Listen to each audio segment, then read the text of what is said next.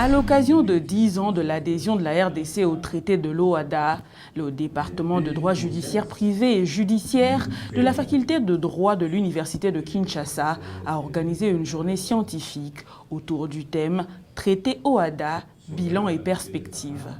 Une activité scientifique importante marquée par des débats, réflexions et échanges entre les professeurs, praticiens et apprenants du droit.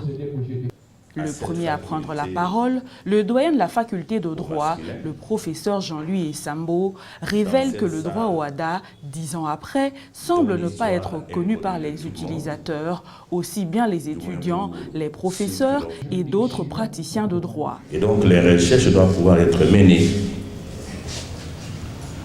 pour mettre ce droit au diapason de ses utilisateurs. Dès qu'on aura appris ce droit et qu'on aura fait des recherches suffisantes sur ce droit, il est aisé, peut-être possible, d'être utile à la communauté à travers notre activité de chaque jour. Nous, c'est-à-dire des chercheurs, des étudiants. Nous, c'est aussi les praticiens de droit. Nous, c'est aussi, ou enfin, les utilisateurs ou les destinataires de ce droit. De son côté, le ministre de l'EPST, le professeur Tony Mwamba Kazadi, note un apport significatif dans la pratique judiciaire en RDC, tout en relevant quelques cas de dérapage. Mais il y a les droits, il y a la pratique du droit aussi. Aujourd'hui, avec la petite étude faite sur terrain, on a l'impression que dans nos institutions bancaires, en ce qui concerne les sûretés personnelles, les cautionnements continuent à être plus usité que la garantie et la compte-garantie autonome. Et pourtant, c'est la garantie et la compte-garantie autonome qui offrent beaucoup plus d'efficacité aux créanciers que les cautionnements. Nous avons du côté des sûretés réelles, une sûreté comme les droits de rétention qui a été introduite, c'est une innovation.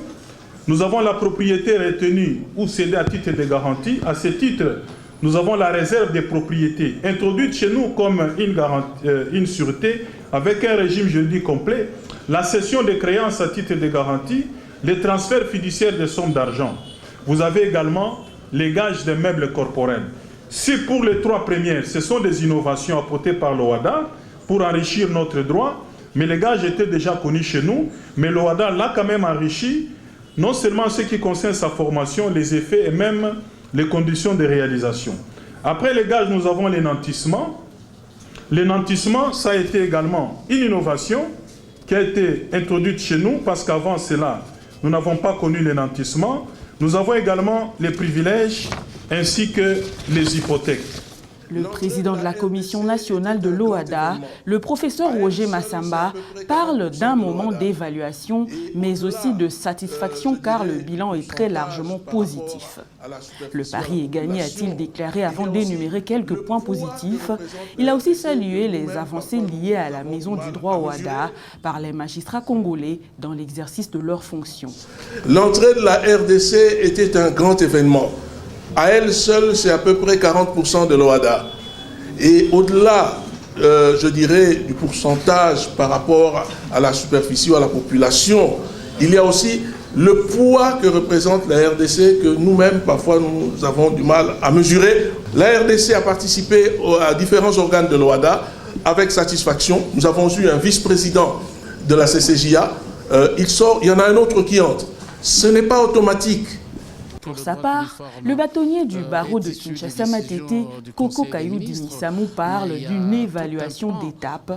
Une intégration juridique nécessite du temps, a-t-il affirmé.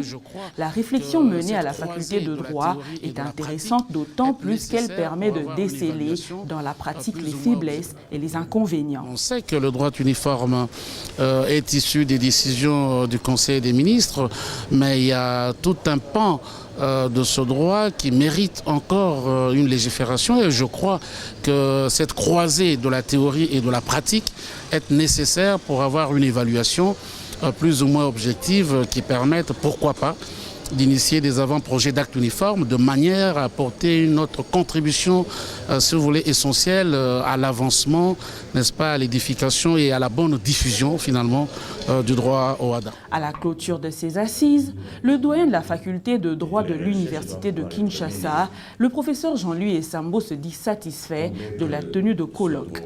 Pour lui, cela constitue un enrichissement non seulement pour les praticiens du droit, mais aussi pour les apprenants en droit.